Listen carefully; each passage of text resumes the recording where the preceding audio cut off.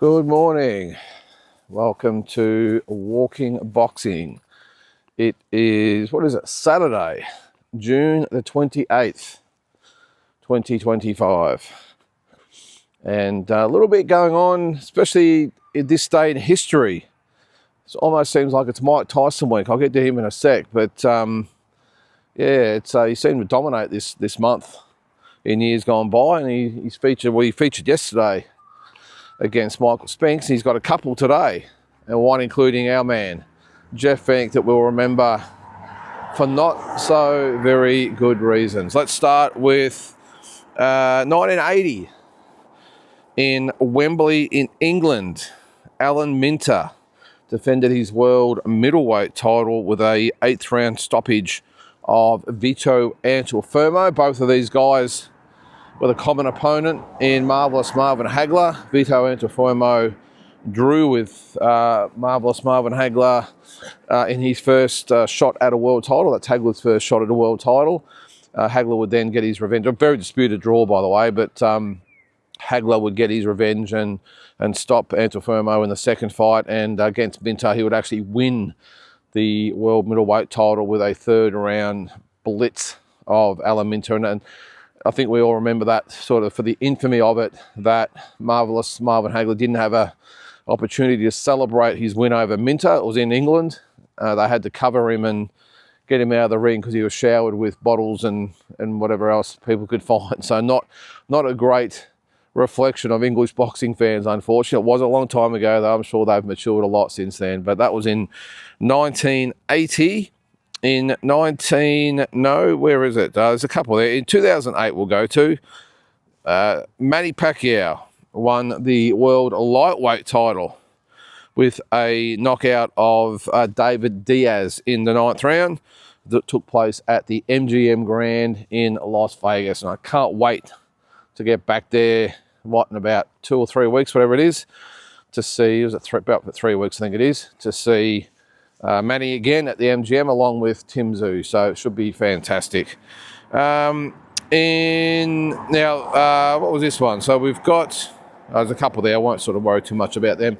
But the reason this date is especially relevant to us Aussie fans, and as I said before with Mike Tyson, it is the day that Mike Tyson fought Donovan Razor Ruddock for the 2nd time, and also on the undercard, Jeff Fenech fought Azuma Nelson for the first time.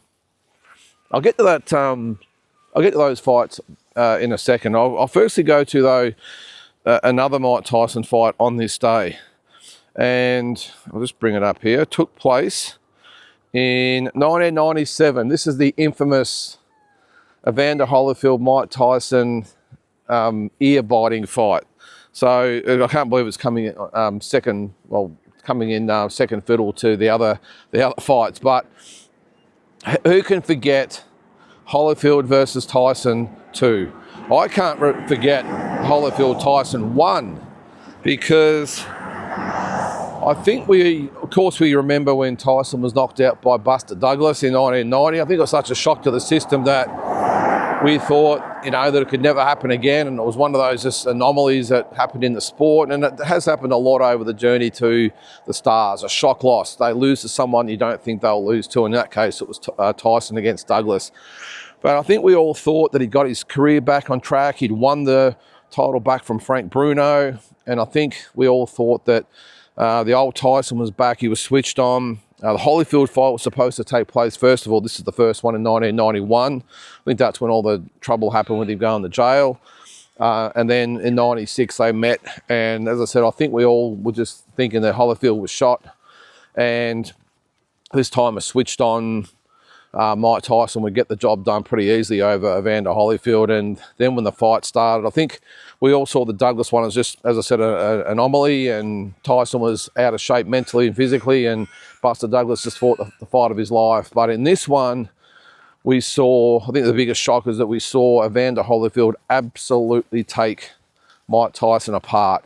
He bullied the bully, and I think that was the big thing about Tyson back in the day, was the fact that he was so intimidating to his opponent.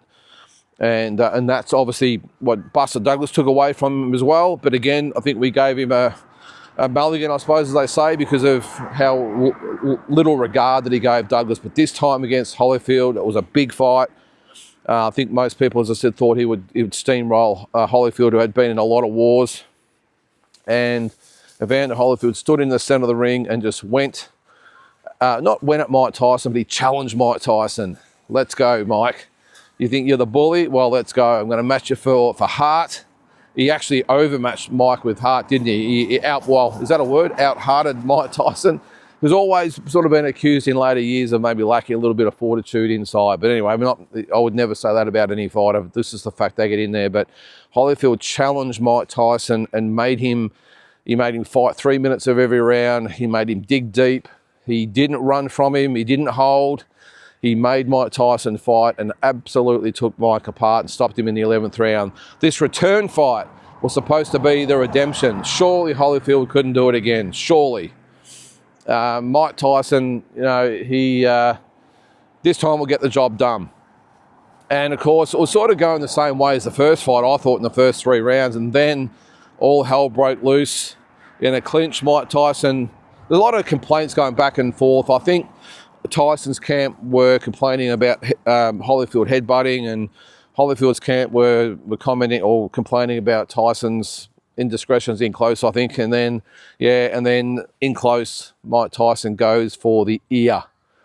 And Mills Lane disqualified Mike Tyson. Holyfield jumping around. I think I don't know about you, but I remember when Holyfield, I didn't see it initially with the bite. All I saw was Holyfield jumping around. I thought, what the hell has he done? Has he pulled a hamstring or something? What's he done? And, or he needs to jump out and go to the toilet or something. But of course, the replay showed that he bit him on the ear and he was disqualified. And then all hell broke loose because then Mike Tyson went berserk, and you remember the police are trying to stop him from going after Holyfield. It was just crazy. It was almost comical, but through all the memes and the jokes and all that sort of stuff, I for one have always been very unsatisfied when it comes to this fight. Mike Tyson got everything that he should have got. I can't remember, I think he was suspended for X amount of time, but I feel so unfulfilled because I wanted to see Mike Tyson, to see whether he could get the job done over Holyfield. Holyfield was one of those fighters. He was the kryptonite to Tyson. As I said before, like he would make Mike fight, just the style-wise, he would make Mike fight for 3-minute rounds. He wouldn't tie him up. He wouldn't clinch. He wouldn't allow Mike to push him back. He challenged Mike Tyson. I wanted to see whether Mike Tyson actually had the fortitude or the minerals or whatever you might want to call it to get the title back against an opponent who just seemed unbreakable. And we never got to see whether he could get the job done. Now, whether he did it, he did it deliberately, of course, biting Holyfield's ear, but did he do it just because he knew he couldn't beat Holyfield? Was it an easy out to then sort of have this asterisk beside the fight for all these years? I don't know. My personal opinion is, especially after seeing those first 3 rounds, it would have probably ended exactly the same way, if not earlier this time. Holyfield just matched up so well against Tyson. He just knew he could beat Tyson. He had the exact style. He had everything that it took to completely nullify Mike Tyson. And I don't think it would matter if they fought 10 times. I think Holyfield would beat him 10 times. But in that fight, I just would have loved just to see what would have happened. To see whether Mike Tyson could have shown us something that we could be talking about on this day. What was that, 28 years ago? Can't believe it's been 28 years, geez. But yeah, as I said, it's one of those fights that, again, we laugh about it now and joke about it, and all the skits and all that have been done about it. But I really would have loved to have seen how this fight would have transpired. My gut feel says Holyfield would have done it the same way as I said, probably easier. But yeah, it's just one of those fights. Just one of those what ifs. What would have happened? But that's that fight out the road. Let's go to the fight that happened 6 years earlier, and he fought Donovan Razor Ruddock. You remember the first fight was controversial. Was the second? It was the rematch, wasn't it? It was, wasn't it? Yes, it was. Yeah, because I fought earlier in the year. Sorry, I was just thinking, hang on, this is the first Ruddock-Tyson fight? No, it was the second. You remember that Tyson, there was talk that, well, a lot of people thought the fight was stopped too early. That was the storyline from the first fight. But this was probably the more uneventful one. Not a lot happened in it. Razor Ruddock promised a lot and sort of delivered little. But the main talking point for us Aussies was the undercard and Jeff Fenech against Azuma Nelson. I actually watched this fight in Canada. I was an exchange student in Canada in 1991, and I had to ask, I was sponsored by the Rotary Clubs. I was over there for 12 months. Had a great year. I'm sure if you followed this channel for a while, you've heard my stories about when I was over there and fighting and everything that I did there. But I remember I asked a guy at the Rotary Club, he was a boxing fan, to take me to one of the hotels, and I was underage, even though I was 18. Might have just been about to turn 18 actually, but you got to be 19 over there. But anyway, he took me to the bar and I watched the fight, and no one really was too stressed about Jeff's fight with Azuma Nelson. It was just, whatever. I was the one that was front row. There was a lot of people just at the bar and having meals and not really getting too stressed about the undercard fight, but I was front and center, sitting there watching Jeff and Azuma Nelson, and I was absolutely devastated. I didn't really give a shit about the main event with Mike Tyson. I was there to see Jeff. He's 27 years of age. He was at his peak. I remember he had the fight with Villasana a couple of years earlier and retired and came back, and this was peak Jeff. And I just remember the first couple of rounds, I thought I was a little bit worried because Jeff was getting a little reckless. He was, the way he used to always fight, straight out the gates, straight onto his opponents. And I remember thinking, this is not one of those, fighters you fought in the past. This is the Azuma Nelson, who's very, very dangerous. And but as the rounds went on, Jeff continued to get on top. And after about the 9th or 10th round, I was just like, well, this is going to be Jeff's night. It's going to be Jeff's night. And it wasn't, or Jeff's day, whatever it was. But yeah, it was just, I can't believe the storyline of that fight. I thought he won 9 rounds to 3, but it wasn't to be, and it was a draw. Now, the official judges' scorecard from memory, I think it was 116-112 for Azuma Nelson, if you can believe that. The other one was 115-113 for Jeff Fenech, and then the other one had it 114-114. And I was the only one in the room. As I said, a lot of people sort of weren't taking much notice. I mean, there were a few that went, oh, geez, can't believe that. And a few, of course, picked up I was Aussie and went, geez, your man got robbed and all the rest of it. But the thing that I must admit, like, what was it? The last round was it the last 30 seconds of the round when Jeff had him pinned in the corner and rocked him and just kept punching and punching and punching and punching. This is just the guy or the fighter that Jeff Fenech was. And I remember that puts the exclamation mark on this fight, and that's why I was so confident. Now, I've watched this fight numerous times back. I've done an episode on here about it, Classic Fights. We actually had Jeff Fenech on talking about the fight. And as I said, I thought that he won 9 rounds. Worst case, 8 rounds. So I can't believe and can't get my head around that one judge would give Azuma Nelson 8 rounds out of the 12. I was just staggered. Well, even I think the first card might have been 115-113 for Jeff, and I thought, geez, even that's a little bit close-ish. But I thought, it's all good, he's going to get it. And then the second one was 116-112, and I was like, oh my God. I can't remember the order they were in, but either way, but I just was thinking, what fight was that judge watching? And then to cap it off, 114-114. And you can remember after it was announced, and Jeff just had the meltdown. I don't blame him. He'd put his heart and soul into that fight. Just everything he had, that was his moment. Superhuman that night, or that day, whatever it was. And to have it taken away from him, you remember he told Don King where to go. He went over, Don King. Imagine Don King's reaction, because he's used to all the fighters, probably a bit like these days with Turki Al-Rashid, kissing the ring. He was the big guy back in the day. And Jeff Fenech said, yeah, and he brushed his hand away. And he was devastated. And I think that was the end of the Jeff Fenech that we all knew. He was never the same. He had the rematch. What was it? early the next year. I think he had a tune-up in that time. But I've actually talked to Jeff about this, by the way, and he just said in the lead up to it, being in Australia, this is the rematch, that he got caught up in all the hype and all the interviews, and he had to sort of carry the fight himself. And he told me an interesting story, and I know this doesn't relate to this particular fight, the first one, the draw, but he told me a story about the rematch. Now, he said, look, he was not switched on either way. He hadn't trained properly. He wasn't switched on mentally. He was getting caught up in all the hype and all the attention and everything. But he did say one thing that didn't help on the day of the fight of the rematch in Melbourne at Princes Park. I was there that day. It was raining and everything else. It wasn't a great day. A pretty miserable day all round. G'day, mate. How you doing? I'll get this guy out the road. Come here. Come here, man. Come on, keep going. Come on. You have a good day, mate.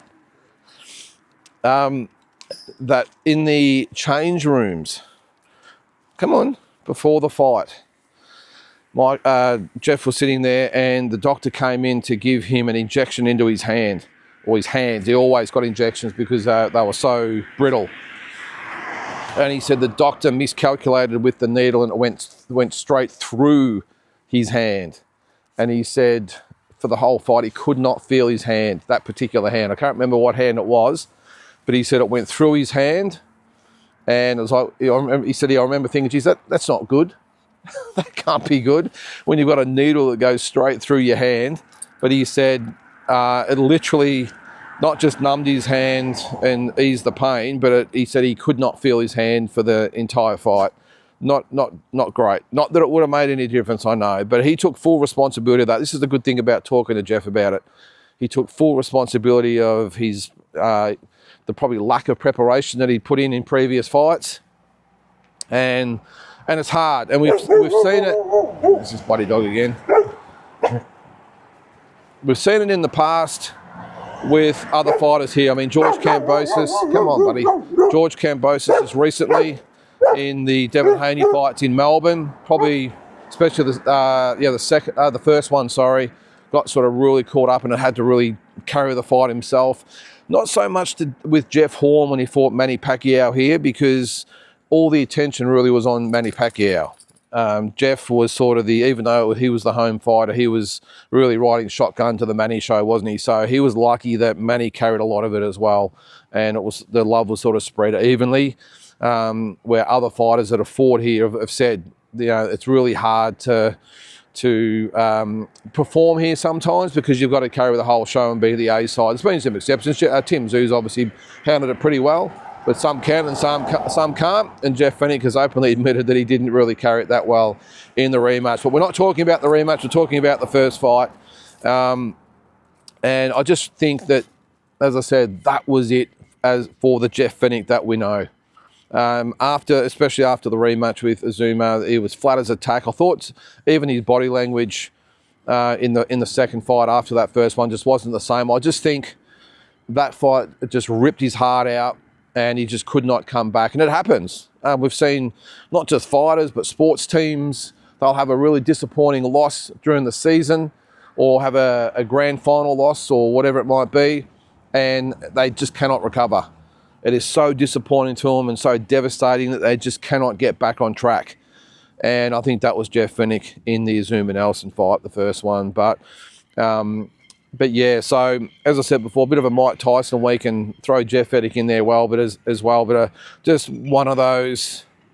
I'll say as well, looking back, even though I was devastated about the draw, I was so proud of seeing Jeff Fenech, where was it, the Mirage, in Las Vegas, fighting on the undercard of Mike Tyson. Now, in this day and age, it's sort of become commonplace. The Aussies, they get these big fights, whether it be overseas or here or whatever it might be. They're in these big fights, and we're used to seeing them in there with other, with the world's best fighters, and we've got all the best people in the sport out here, or our fighters go over there, and we're sort of used to seeing them in big events, in big fights against the world stars. But back then when Jeff Fenech was around, it wasn't like that.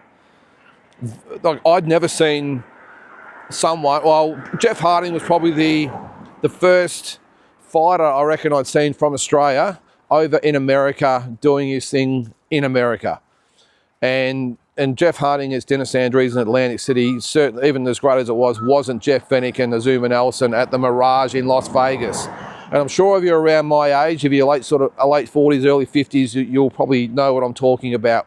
Yes, we had fighters like Barry Michael and Lester Ellis and these types of guys around, but we didn't have, and even Jeff Fenech had been around for a few years before that, but we'd never seen them in the bright lights of a massive event like in Las Vegas. And I just had to sort of pinch myself thinking, this is our man Jeff Fenech in Las Vegas on a Mike Tyson card, because it just didn't happen. Come on, man.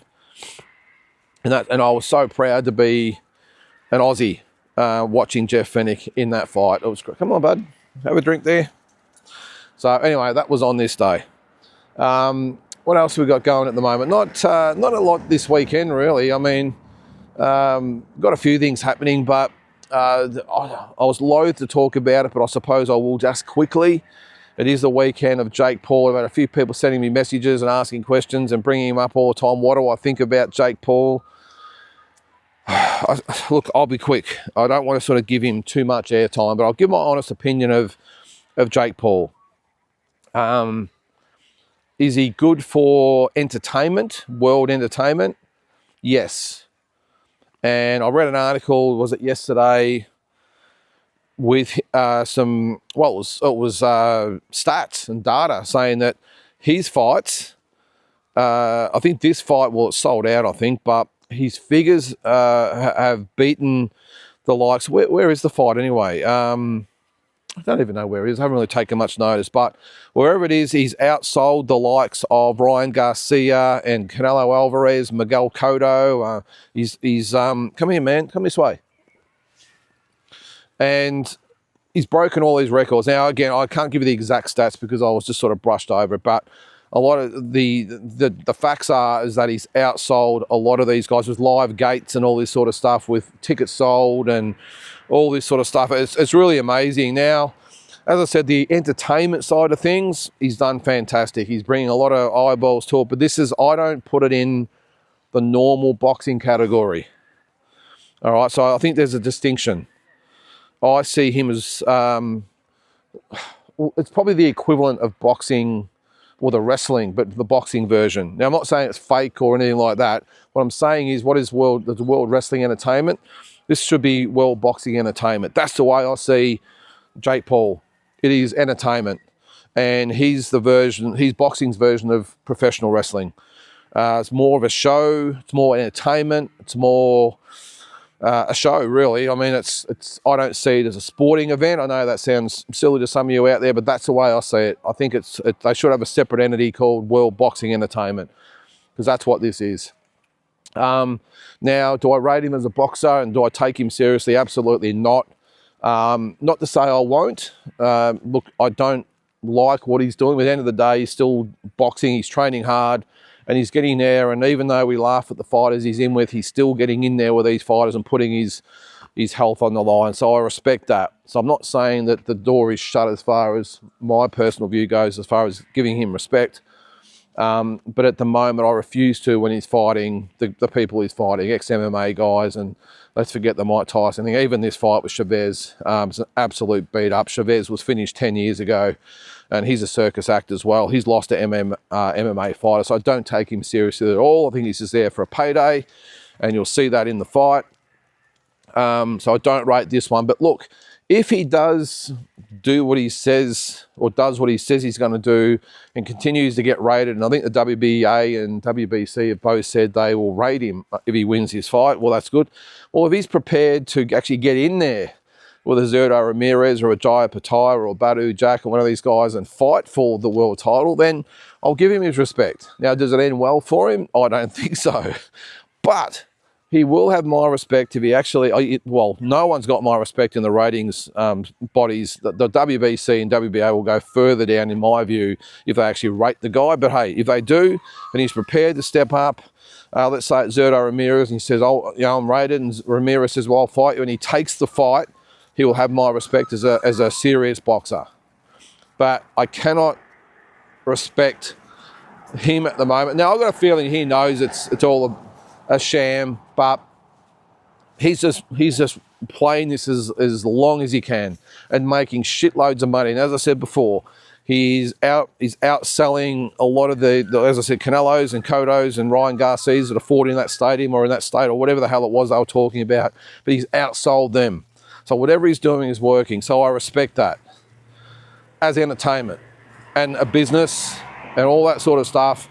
But as I said, I don't respect him as a fighter. But if he does take one of those world title fights, then you've got to give him his respect. Now, does he beat any of those guys? No, I think Badou Jack, look, he's probably the most susceptible one, but I don't think that's the sort of fight that Jake Paul's going to go for. I think he's got a rematch coming up anyway, hasn't he? But you never know. If he is ranked with the WBC, that could be the easiest one to go for. I know they've put him on the same card as Zurdo Ramirez in maybe the hope of maybe matching those guys up down the track. I've still got my doubts about that. I don't think in any way, shape or form they will get in the ring with Jai Pataya. I think Jai would love the opportunity to smash him, even though he would see the fight as a circus. I think he would take great pleasure in doing it. But if he does that, now, as I said, I think he'll gain some respect. But at the moment, anyone that's lost to what was his name? Tommy Fury. Yeah, I can't see it. I can't see it. And look, all broken down, no matter who he's fought, just disregard his record. Just throw it out. Don't even think about it. From what I've seen him as a fighter and training and all that sort of stuff in the ring, skill-wise and boxing IQ-wise, you name it, everything that makes an elite fighter, you can sort of, when you watch these guys, whether it be training or in the ring, you can tell whether they're a good fighter or not, regardless of their records, just the way they go about it. And yeah, you get an idea of the skill set. I watch Jake Paul and I don't see it. I don't see anything remotely resembling an elite fighter or a world-class fighter. I just don't. I think he's got average footwork. I think he's got average skills, very average defense. He's sort of has his chin in the air. He doesn't really know how to defend well. He doesn't move that well. And I just think so far he's been totally protected simply by the fighters that he's fought. Now, as I said, sometimes you can just watch the fighter and go, okay, just forget their record and who they fought. Yeah, this guy's got a bit. I think I can see a little bit there. I just don't see it. And that's probably why I just don't rate him either. Because in my opinion, I just don't see any natural technique or ability. That's just me. But anyway, as I said, if he happens to get one of those world title fights, if he's serious, then, we'll have to give him his due. Whether he gets knocked out in 2 rounds or whether he wins, you got to give him some level of respect. I'll tell you who wasn't giving him any level of respect, and that was Piers Morgan on the show. Did you see that? he had a crack at Piers Morgan. Well, Piers Morgan called him out, probably telling him to his face what I'm telling you now. And Jake Paul did not take it too kindly and promptly left the show and had a little bit to say. But anyway, hey, look, we're all talking about him, and that's what he wants. We're all paying money, although I'm not paying money. I'm not paying 1 cent for that show. Although I was tempted with the undercard, but no, I just cannot bring myself to pay for a Jake Paul fight. But that's sort of my view of Jake Paul. At the moment, it's world boxing entertainment. And if he wants to step into real boxing down the track, then we'll judge him depending on what happens in those fights. But that's the way I said anyway. So enough of Jake Paul. Also got Deontay Wilder this weekend. Probably not really a lot to say about Deontay. I think he'll have an easy knockout of this guy. And I'm sure he'll be back to, in his mind anyway, to the bronze bomber. We'll be talking up about all these fights. Yeah, I still can't see it. But no matter, I don't care if he knocks this guy out in 30 seconds. I'm still not buying Deontay Wilder being back. But anyway, that's my view. Let us know your views as always. Have a great Saturday and we'll catch you tomorrow.